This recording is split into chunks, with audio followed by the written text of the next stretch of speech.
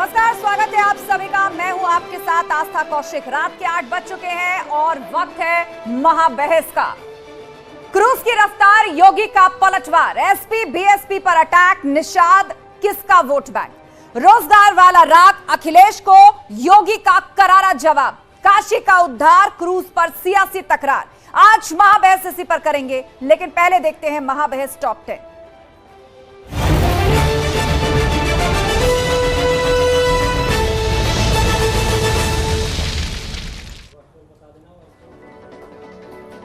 गोरखपुर में निषाद पार्टी के संकल्प दिवस पर बोले सीएम योगी, पिछली सरकार में निषादों के साथ हुआ अन्याय, बीजेपी ने बिना भेदभाव के विकास किया, मछुआरा समुदाय के लिए बजट की व्यवस्था।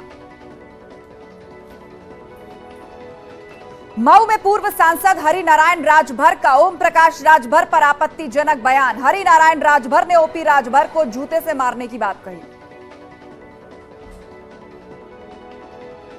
मुजफ्फरनगर कोर्ट पहुंची हिंदू नेता साध्वी प्राची ने राहुल गांधी की भारत जोड़ो यात्रा पर निशाना साधा, बोली जिन्होंने देश तोड़ा हो वो भारत कैसे जोड़ देंगे, बड़े शर्म की बात है, उनकी कोई मर्यादा नहीं है।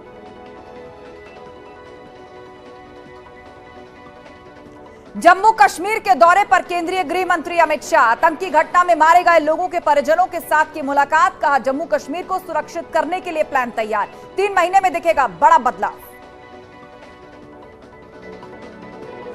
ग्लोबल इन्वेस्टर्स समिट को लेकर दिल्ली में कार्यक्रम, टीम योगी का दिल्ली में रोड शो, कैबिनेट मंत्री एके शर्मा, लक्ष्मी नारायण चौधरी, उद्योग मंत्री नंद गोपाल गुप्ता नंदी भी मौजूद रहे।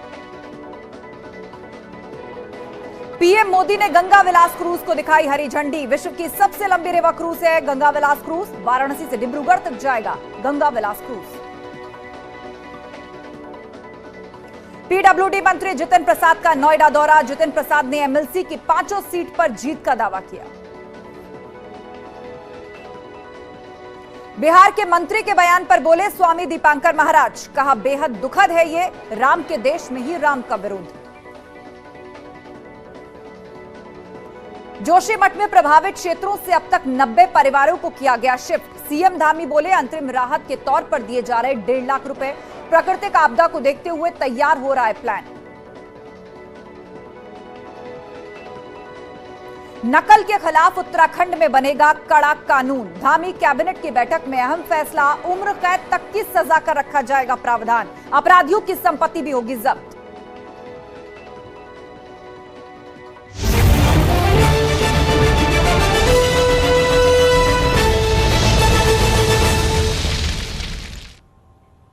काशी में गंगा विलास क्रूज तो रवाना हो गया है, लेकिन सियासत उसी रफ्तार से जारी है।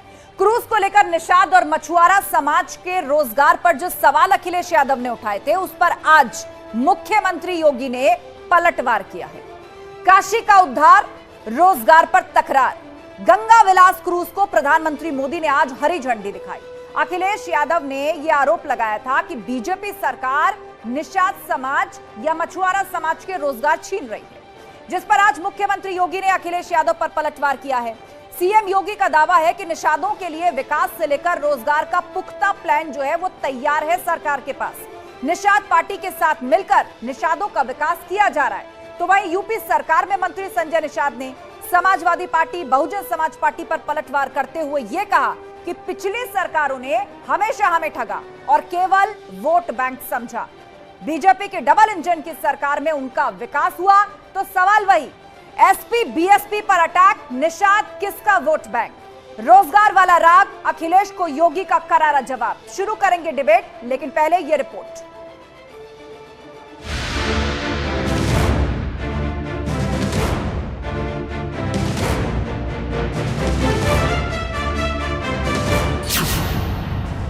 विकास की जलधारा पर गंगा विलास, भारत की विरासत और आधुनिकता का अद्भुत संगम हमें इस यात्रा में देखने को मिलेगा। निषादों के रोजगार का सवाल, अखिलेश को योगी का करारा जवाब। वहाँ के जो निषाद समाज के लोग हैं, जो नाव चलाते थे, नावक थे, उनको क्या लाभ मिलने जा रहा है, उनके लिए क्या सुविधाएं दी गई हैं? क्या बड़े उद्योगपतियों के लिए सुविधा होगी या बाहर से जो कारोबार करने वाले लोग हैं उन्हीं के लिए सुविधा होगी? निषाद राज पार्टी ने 10 वर्ष पहले जो संकल्प लिया था निषाद और मछुआरा समुदाय के उत्थान के लिए उसको भी साकार रूप प्रदान करने की कार्रवाई अंतिम चरणों में चल रही है। निषादों को किसने छला? निशाने पर पिछली सरकारें। जब सपा और बसपा के सहयोग से 2004 से 2014 तक उनकी सरकार चल रही थी, हमारे वोट से सपा बसपा दिल्ली लखनऊ गई, दिल्ली गई, उनके सहयोग से सरकार चल रही थी। लेकिन हमें 30 सालों तक उत्तर प्रदेश में उलझा के रखा था, कोर्ट कचहरी में रखा था।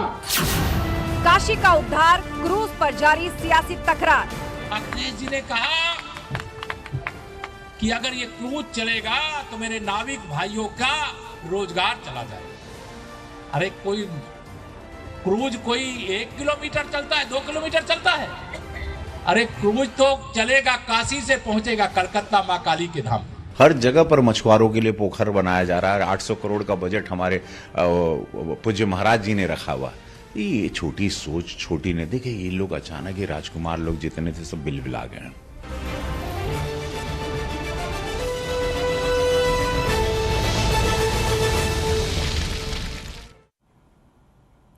तो निषाद समाज को लेकर जो पॉलिटिक्स समझ रही है, उसे दरअसल 2024 के आम चुनाव और उससे पहले जो उत्तर प्रदेश में निकाय चुनाव होने हैं, उससे जोड़ करके इस सियासत को समझने की कोशिश कीजिए। दांव पूरी तरह से पिछड़ों पे लगा है और इसीलिए निषाद समाज किसका वोट बैंक है, उसको लेकर बयानबाजी और सियासत पूरी तरह से हाई है। चर्चा के लिए पूरा गेस्ट पैनल हमारे साथ जुड़ चुका है।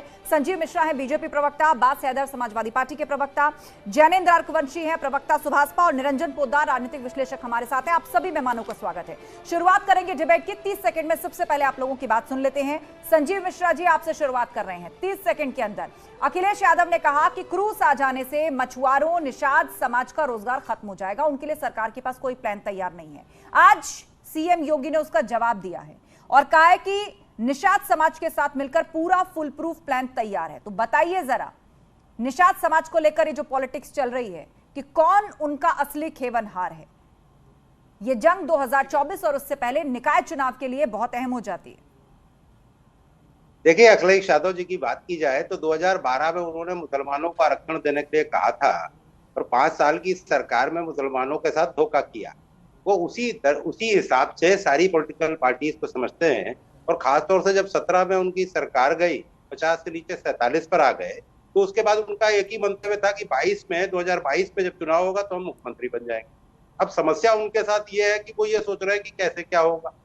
तो यहाँ उत्तर प्रदेश की सरकार जागरूक है और जिस तरीके से निषाद समाज के लिए, मछुआरा समाज के लिए और 17 संजीव जी, आप कह रहे हैं सरकार जागरूक है, लेकिन इसके और विस्तार में हम जाना चाहेंगे। फिलहाल रुक करते हैं अब्बास हैदर जी का 30 सेकंड के अंदर। अब्बास हैदर जी, इसे बहुत छोटी और बहुत संकुचित मानसिकता विपक्ष की कह रही है बीजेपी कि देखिए, एक तो इतिहास बना है, क्रूज निकला है, वो भी विश्व की सबसे बड़ी यात्रा पर 2 कंट्रीज को कवर करेगा, 5 राज्यों को कवर करेगा, रेवेन्यू आएगा और उसमें आप लोग ये ढूंढ रहे हैं कि पानी कम गहरा है कि ज्यादा गहरा है, मछलियों का क्या होगा, मछुआरों का क्या होगा। ये जहां तक इस क्रूज की बात है, इसमें सिर्फ 18 स्वीट यानी कि 18 कमरे, जिसमें मुश्किल 36 लोग जा सकते हैं। और आप ये देखिए कि इस क्रूज के माध्यम से सरकार क्या संदेश देना चाहती है, ये हमारी समझ में नहीं आया। क्योंकि 20 लाख रुपए दे करके एक अगर अपने परिवार के साथ जाना चाहे तो 40 लाख रुपए दे करके क्रूज में घूमने की पैनल में बैठे किस व्यक्ति की हैसियत है, ये मुझे बता दे। तो कहीं ना कहीं ये एक ऐसा सिस्टम बनाया है सरकार ने जिसको आगे चल के अब उनको अपने उद्योगपति मित्रों को बेचना पड़े। इसके बारे में मैं आगे प्रकाश डालूंगा। ठीक है। 30 सेकंड पूरे। आपने कुछ महत्वपूर्ण बिंदु उठाए हैं। जैनेन्द्र अर्कवंशी जी हैं प्रवक्ता सुभाषपा। 30 सेकंड के अंदर जैनेन्द्र अर्कवंशी जी, आज इतिहास बना है, आपको लगता है इस क्रूज को हरी झंडी दिखाई गई, रहन सहन बदलेगा, टेंट सिटी शुरू होगी, क्या कहना है सुभाषपा का इस पर? मछुआरों का तो रहन सहन बदलेगा ही, लेकिन मैं यहाँ एक बात जोड़ना चाहता हूँ कि अगर नेता जमीन से जुड़ा ना हो तो वो ऐसी बेसिर पैर की बातें कहता है। आप बताइए 3000 किलोमीटर कौन से मछुआरे नाव चलाते हैं? मछुआरों का काम होता है एक घाट से दूसरे घाट पर पहुंचाना, या बहुत ज़्यादा है तो नदी में 5-10 किलोमीटर की सैर करवा देना अपने स्टीमर या बोट से। और प्रधानमंत्री और बाकी बहुत सारी योजनाएं चल रही हैं जिनका मैं आगे उल्लेख करूंगा। लेकिन यहाँ पे मैं एक और चीज़ साफ कर दूं कि ये बिल्कुल बेसिर पैर की बातें हैं, क्योंकि बाहर से लौटेंगे 30 सेकंड पूरे। निरंजन पोद्दार का रुख करते हैं, राजनीतिक विश्लेषक है निरंजन पोद्दार जी। आप इस क्रूज पॉलिटिक्स को किस तरह देख रहे हैं? ऐसा लग रहा है कि पिछड़ों के लिए खास तौर पर निषाद समाज वोट बैंक है उत्तर प्रदेश में। निषाद समाज फिलहाल निषाद पार्टी जिसका की वहां पर आधार है पूर्वांचल के उस हिस्से में बीजेपी के साथ है, लेकिन अब 2024 के लिए भी सियासी पिच सबको तैयार करनी है। देखिए आस्था जी, सबसे बड़ी बात यही है, इसी से आपको ये अंदाजा लग जाता है कि भाई आप कौन से विपक्ष की भूमिका निभा रहे हैं। मैं बार बार आपको कहता हूं कि आपका सकारात्मक विपक्ष की भूमिका अगर आप निभाएंगे तो जनता को आपकी बात समझ में आएगी और जनता आपके साथ कनेक्ट करेगी। लेकिन यहाँ पे क्या हो रहा है, यहाँ पे कुछ भी अगर क्रूज चलेगा, अगर भारत का जल पर्यटन अगर बढ़ रहा है, अगर इससे देश की प्रतिष्ठा बढ़ती है, अगर यहाँ अगर मान लीजिए पर्यटकों की संख्या बढ़ती है, तो इससे कौन से निषाद समाज का कहाँ पे नुकसान होता है, ये चीज अभी तक हमें ठीक है 30 सेकंड पूरे। अब्बास हैदर जी ने कहा था कि आगे मैं और विस्तार से समझाऊंगा, वो एक तरह की कैलकुलेशन बता रहे थे। अब्बास हैदर जी, चर्चा को हम विस्तार दे रहे हैं, शुरुआत आप ही से करते हैं, समझाइए जरा। आपने कहा कि इसमें केवल 18 कमरे हैं और मान लीजिए कि अगर 2 लोग भी जाते हैं तो कितने लोग जाएंगे, कितने की बुकिंग है, वो गुणा गणित एक बार फिर से सामने रखिए और उसको जोड़ करके बताइए कि इससे निषाद समाज या जो छोटे स्टीमर बोट्स चलाते हैं उनको कैसे नुकसान होगा। आस्था जी, जहां तक इस क्रूज की बात है तो ये क्रूज जो है इसमें मात्र 18 कमरे हैं और आप समझिए एक व्यक्ति को लगभग 20 लाख यानी कि 15 एक परिवार अगर जाता है तो उसको 40 लाख रुपए खर्च करने पड़ेंगे इसमें जाने के लिए। अभी सरकार ने ये नहीं बताया कि ये कितनी कैपेसिटी में चल रहा है, यानी कि जो 36 लोगों की जगह है इस क्रूज में, उसमें से कितने लोग आए हैं, कितने लोगों ने पैसा दे करके इस क्रूज में गए, ये सरकार ने नहीं बताया। कितना खर्चा हुआ ये भी नहीं बताया इसको बनाने में। तो इससे जो टोटल रेवेन्यू एक वर्ष में आएगा वो 4, साढ़े 4, 5 करोड़ के आसपास आएगा, जो बहुत ही कम है। एक तरीके से ये मॉडल पूरी तरह से फेल मॉडल है। होगा क्या, भविष्य में सरकार इसको बेचने का काम करेगी अपने उद्योगपति मित्रों को और वो इससे और अधिक पैसा कमाएंगे, औने पौने बेचने का काम होगा। अब इससे आप देखिए इसमें दो जैसे बहुत सारे क्रूज लाइन है, जैसे क्रूज लाइन है, रॉयल कैरेबियन है, वंडर ऑफ सी, जैसे बहुत सारे क्रूज लाइन है, करीब 2000 से लेकर। तो सरकार का जो मॉडल होता है, जो प्राइवेट या सरकारी पार्टनरशिप में होता है, उसमें क्या होता है कि उसमें इतने ज्यादा नंबर होते हैं, इन्वेंट्री ज्यादा होती है, तो सरकार का रेवेन्यू ज्यादा होता है। जब रेवेन्यू ज्यादा होता है तो ये चीजें प्रॉफिट और लोगों को रोजगार मिलता है। आप मुझे बताइए, इतना छोटा क्रूज लाइन है, कितने लोगों को रोजगार मिलेगा? निषाद समाज के समुदाय के कितने लोग को इस क्रूज लाइन में नौकरी दी गई है? ये महत्वपूर्ण सवाल है। अच्छा, चलिए 2 महत्वपूर्ण सवाल आपने उठाए अब्बास हैदर जी, एक एक करके आगे चलते हैं। आपने बहुत सारे, मुझे लगता है कि बहुत से बिंदु और बहुत ही गहन रिसर्च करके तैयार किए। सवाल आपके लिए संजीव मिश्रा जी, पहला तो ये, आज ही क्रूज को हरी झंडी दिखाई गई, प्रधानमंत्री द्वारा क्रूज रवाना किया गया और आज ही विपक्ष ने बता दिया कि कैसे ये इंडस्ट्रियलिस्ट के हाथों बिक जाएगा, ये पूरी तरह से घाटे का सौदा है। और दूसरा ये कि निषाद समाज जो वहां पर बोट्स चलाने का काम करता है, जिसमें फैमिलीज घूमती हैं या एक घाट से दूसरे घाट जाने के लिए लोग जिसका इस्तेमाल करते हैं, उसके कितने लोगों को क्रूज पर नौकरी दी गई है? देखिए 2-3 चीजें बड़ी साफ हैं। समाजवादी पार्टी का जो रवैया चल रहा है वो गुमराह करने वाला रवैया है, इसको समाजवादी पार्टी को संशोधन करना चाहिए। विपक्ष का काम केवल ये नहीं होता कि अभी झंडी दिखाई दी और आपने बता दिया कि 20 लाख और 40 लाख कौन कर पाएगा और इसमें चैनल में बैठे हुए कौन लोग हैं जो जा पाएंगे। ये सब गुमराह करने की स्थितियां बंद करें। जब तक स्थितियां सब कुछ सामने नहीं आती तब तक उस पर इस तरीके की टिप्पणी बिल्कुल वैसे ही हो गई जैसे अखिलेश यादव ने कहा था कि भाजपा की वैक्सीन है, हम तो नहीं लगवाएंगे। तो जाने कितने समाजवादियों ने उसके बाद मैंने तो देखा कि लगाए, दौड़ दौड़ करके लगाए। तो इस तरीके से गुमराह करने से बाज आए। आपने जो काम आपका बोलता था वो 2017 में जब चुनाव में रिजल्ट आया, उत्तर प्रदेश की जनता ने 50 के नीचे 47 पे पहुंचाया। नहीं, मुझे ये बताइए संजीव मिश्रा जी, निषाद समाज की चिंता कर रहा है यहाँ पर विपक्षी दल, तो आप ये बताइए कि कितने घाट अभी तक तैयार हैं? आपने कहा था कि चिंता करने की जरूरत नहीं है, पूर्व में हम इतने घाट बना देंगे कि नावें कम पड़ जाएंगी और ज्यादा नावें चलानी पड़ जाएंगी। आप बताइए कि उन सब के लिए क्या प्लान है? 800 करोड़ की बात हो रही है, तो अभी तक कितना खर्च हुआ है, कहाँ खर्च हुआ है, क्या काम हुआ है निषाद समाज के लिए? समाजवादी पार्टी केवल गुमराह कर रही है।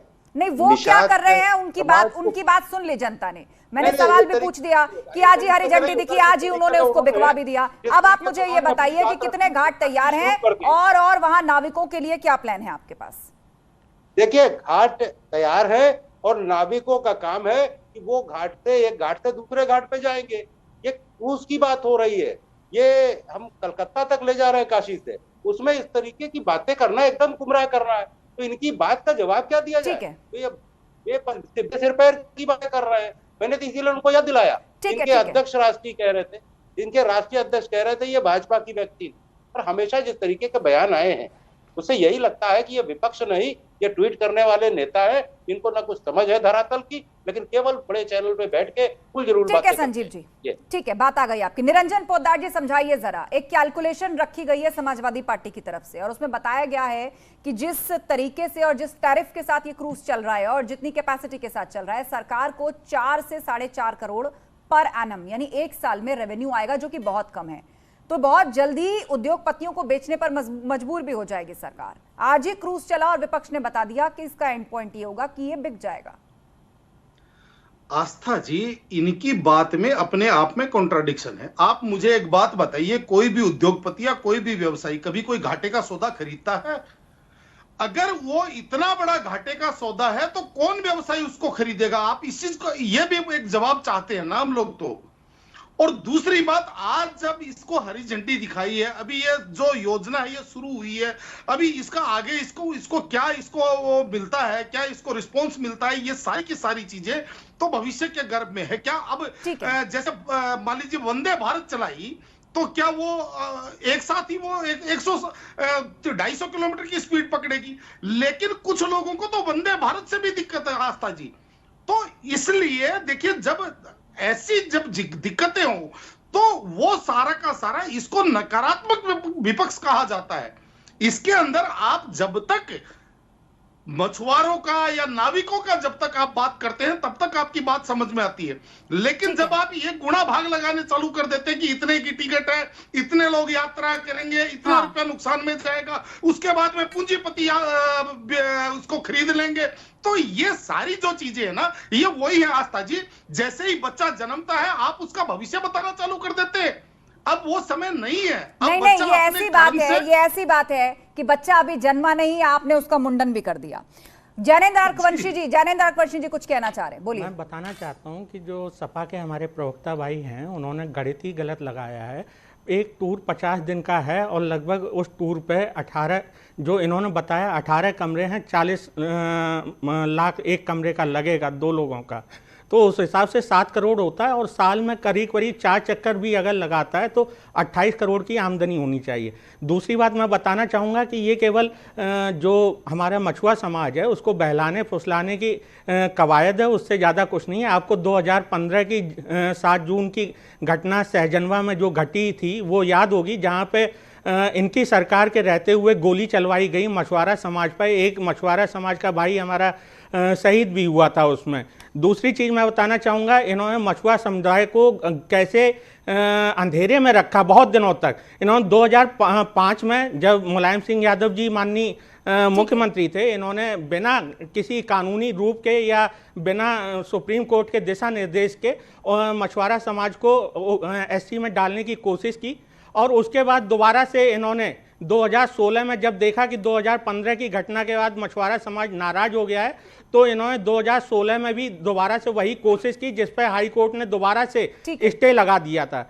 तो मेरा कहना यही है कि ये केवल बहलाने के लिए है, क्योंकि वहाँ पे अगर पर्यटक आएंगे उस घाट पे, जो भी घाट जिन जिन घाटों से होके गुजरेगा वो पर्यटक वहाँ उतर के एक घाट से दूसरे घाट पे जरूर जाएंगे, जिससे मछुआरा समाज को फायदा होगा।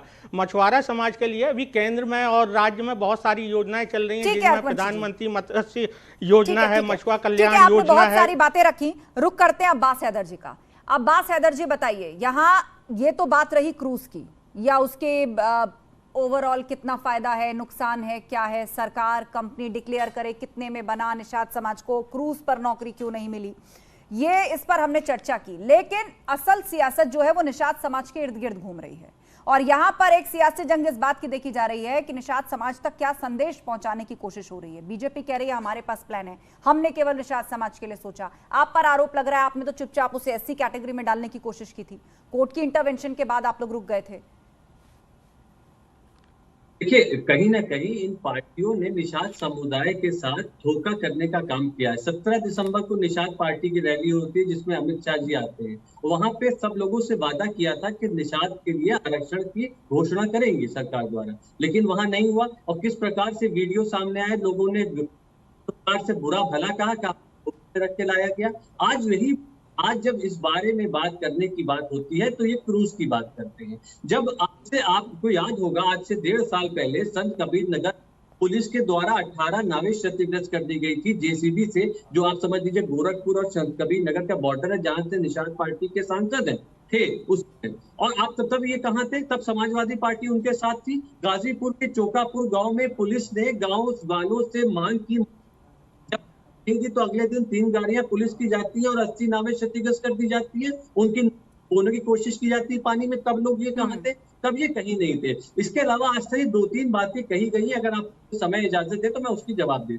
ठीक है, कैलकुलेशन को बताना चाहता हूँ, ये क्रूज साल में एक ही चक्कर लगा पाएगा, क्योंकि विदेशी टूरिस्ट जो आते हैं वो दिसंबर से फरवरी के बीच में आते हैं, जिस समय हिंदुस्तान में जो टेम्परेचर है वो उनके अनुकूल रहता है। तो ये एक ही चक्कर लगा सकता है, एक बात। दूसरी बात, जो आंकड़े दिए हैं, मैं भाजपा बताना चाहता, जो रेट है इसका, ये सरकार ने, मैं स्वयं जाना चाहता था, भारत दर्शन करना चाहता था इस क्रूज से, लेकिन मेरी हैसियत नहीं है, मेरे पास इतने पैसे नहीं है, क्योंकि आपने रेट दिया 25,000 से 50,000 प्रति हिसाब से। आप समझिए कि आप कैलकुलेट करेंगे तो 12 से 20 लाख रुपए के बीच में आया। अगर एक परिवार जा रहा है तो 40 लाख रुपए कौन खर्च कर सकता है बताइए 50 दिन की यात्रा में? जो दुनिया के बड़े बड़े क्रूज हैं वो इसके सामने इससे बहुत बेहतर सुविधाएं देते हैं, लेकिन इस बारे में बात नहीं होगी। लेकिन वो गंगा की सैर नहीं कराते ना अब्बास हैदर जी।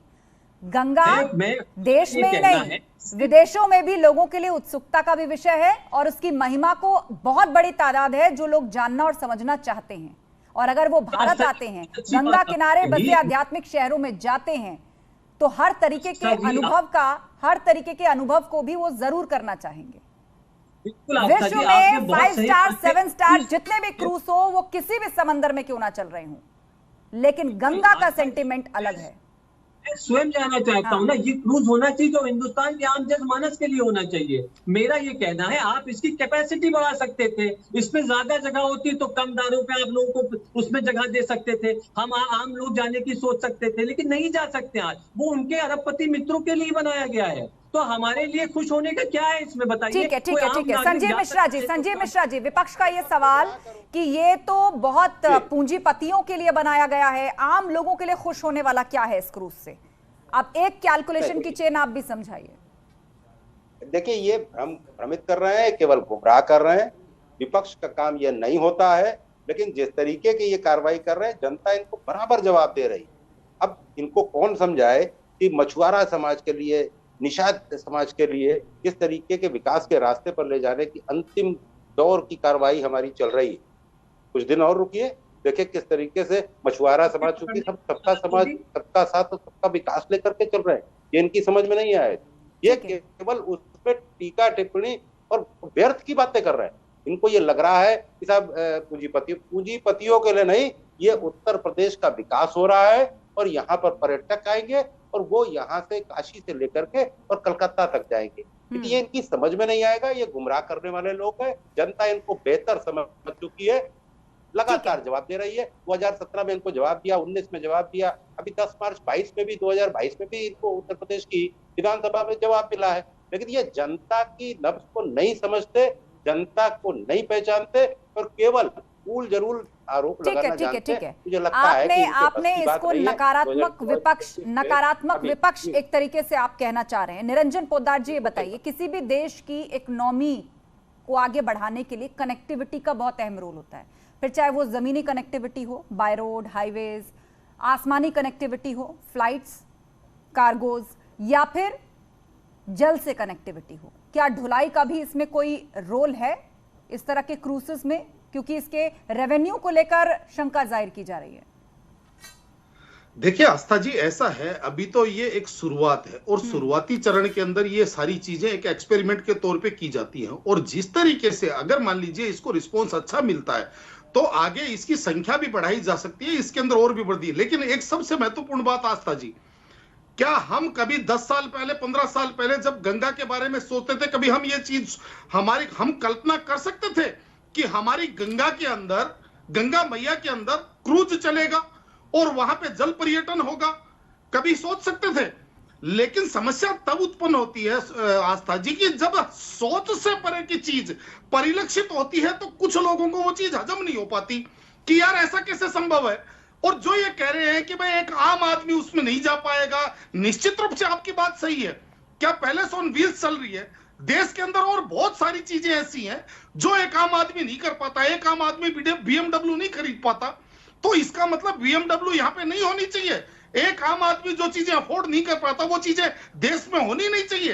अरे भाई, इससे एक देश की प्रतिष्ठा भी बढ़ती है। जो विदेशी आते, और जो बात मछुआरों की चल रही थी, देखिए आस्था जी, निश्चित रूप से इस चीज को मैं आपको बताता हूं, जब जल पर्यटन बढ़ेगा, जब गंगा के अंदर क्रूज चलेगा तो इसके प्रति लोगों का आकर्षण बढ़ेगा। तो जो बनारस से लेकर के डिब्रूगढ़ तक जितनी यात्रा है, इस दौरान बहुत सारे लोग उधर आकर्षित होंगे, और आकर्षित होने से जो घाट टू घाट जो नाविक हैं उनको भी काम मिलेगा। और वहां पे ऐसा नहीं है कि एक चीज होने से एक ही चीज होती है यात्रा। आस्था जी, चाय वाले की चाय बिकती है, पान सिगरेट बीड़ी वाले की वो बिकती है, जो खाने वाले ढाबे वाले का खाना बिकता है, और अप्रत्यक्ष रूप से कितने लोगों को रोजगार मिलता है जब कहीं पे भी कोई चीज का विकास होता है। तो ये सारी चीजों का गुणा भाग लगा करके और इन चीजों से बात करनी चाहिए। मेरे हिसाब से हमारा जो कार्य है वो आगे बढ़ना है। अगर इसको हम पहले ये सारी चीजें ये अब्बास हैदर कुछ कहना चाह रहे हैं और जयेंद्र अरकवंशी भी कहना चाह रहे हैं। ठीक है, खत्म करें निरंजन पोद्दार जी, 5 सेकंड। देखिए, 36 लोगों की जगह है इसमें। हिंदुस्तान में प्रति वर्ष कोविड से पहले अगर मैं आपको बताऊं तो लगभग 1,70,00,000 टूरिस्ट विदेशी हमारे देश में आते थे प्रति वर्ष। 36 की कैपेसिटी है, कितने टूरिस्ट बढ़ जाएंगे मुझे नहीं पता। लेकिन सबसे महत्वपूर्ण सवाल जो अब मैं कहने जा रहा हूं उसका जवाब भाजपा से मैं चाहता हूं कि जिस रूट पे ये क्रूज चलेगा, क्या उस पे न जो हमारे मछुआरा समाज है जो प्रतिदिन अपने मछली पकड़ने को उनकी जीविका उस पर आधारित है, क्या उनको वहां मछली पकड़ने की इजाजत होगी? नहीं होगी। इसका जवाब मैं इनसे चाहता तो वो क्या कहते हैं, उनके लिए क्या आपने ट्रीटमेंट किया है? ठीक है, ये चिंता भी आपकी वाजिब है। इसका जवाब संजीव मिश्रा देंगे। संजीव मिश्रा जी, बताइए कितने घाट हैं और किस घाट पर ही क्रूज रुकेगा, और क्या वहां पर मछलियां पकड़ने के लिए इजाजत होगी मछुआरों को? रविदास घाट से फिलहाल इसको ग्रीन फ्लैग मिला है।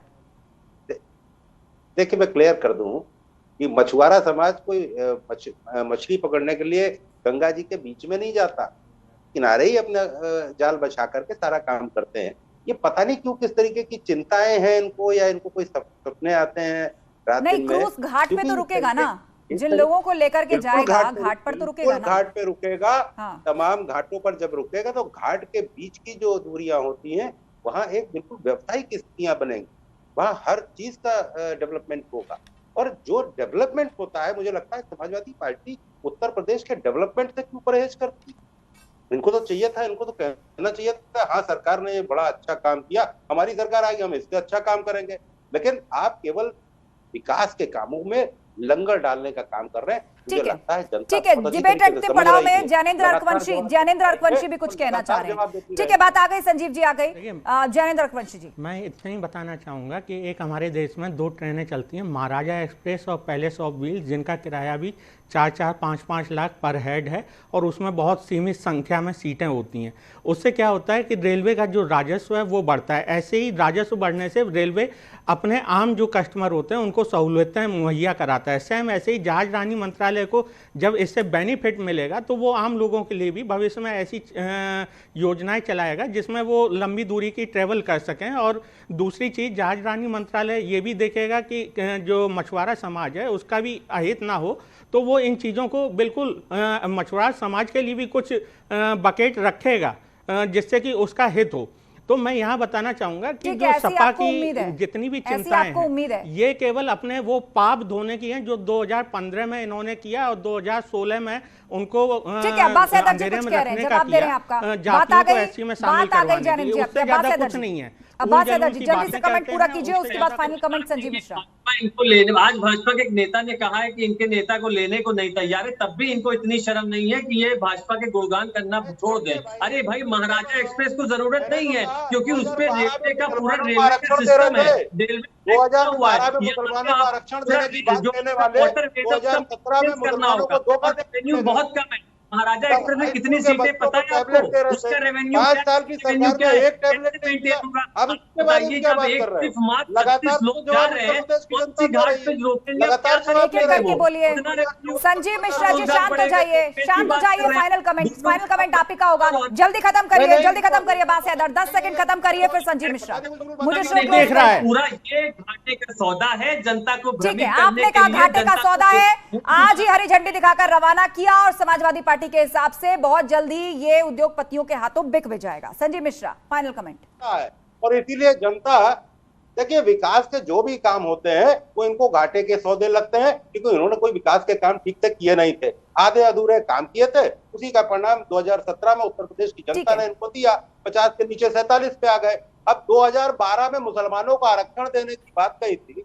5 साल की सरकार में आपने मुसलमानों को कोई आरक्षण के नाम पे उनको धोखा दिया, उसका भी जवाब आप दे दीजिए तो बेहतर रहे। आपके पास बहुत बड़ी बड़ी बातें हैं, माइनॉरिटीज को धोखे में रखते हो, भ्रम में रखते हो, और उसके बाद उनसे ये सोचते हो कि वो वोटर है। ठीक है, कुल मिलाकर काशी का उद्धार और क्रूज पर सियासी तकरार जो है, इसकी वजह सिर्फ एक है और वो है निषाद वोट बैंक। इस वक्त हर पार्टी ये संदेश देने में जुटी हुई है कि निषादों के लिए जो है वो उसी ने ही काम किया है और मौजूदा सरकार के पास निषादों के लिए कोई प्लान नहीं है। काशी का विकास हो रहा है, सरकार को उम्मीद है कि वहां क्रूज चलने से और जो लाखों श्रद्धालु काशी विश्वनाथ दर्शन करने के लिए आते हैं उनको एक अलग तरह का अनुभव देने के लिए टेंट सिटी बसाई जा रही है, क्रूज का ऑप्शन दिया जा रहा है। पहले से भी क्रूज चल रहा है और ये तो विश्व की सबसे बड़ी यात्रा वाला क्रूज है, जो कि बनारस से जिसकी शुरुआत की गई है, काशी से जिसकी शुरुआत की गई है। लेकिन विपक्षी पार्टी, खासतौर पर समाजवादी पार्टी का ये कहना है कि ये तो घाटे का सौदा है और बहुत जल्दी इसका रेवेन्यू इतना खराब आएगा कि सरकार इसे किसी पूंजीपति को बेचने पर मजबूर हो जाएगी और निषाद समाज का जो रोजगार है वो खत्म हो जाएगा। पर दूसरी तरफ सरकार ने ये यकीन दिलाया है कि काशी में जिस तरीके से श्रद्धालुओं और पर्यटकों की संख्या बढ़ी है, आने वाले समय में विकास और आस्था दोनों को मिलाकर के जो इकोनॉमी का मॉडल है वो सबके लिए हितकारी होने जा रहा है। निषाद समाज के लिए भी सरकार के पास पूरा प्लान है और 2024 की जो जंग नजदीक आ रही है उससे लेकर फिलहाल इसी निषाद समाज को लेकर पॉलिटिक्स का ताना बाना क्रूज के बहाने से बुना जा रहा है। महाबहस में फिलहाल इतना ही। आप सभी का शुक्रिया चर्चा में शामिल होने के लिए। खबरों का सिलसिला जारी है, आप बने रहिए हमारे साथ। आप देख रहे हैं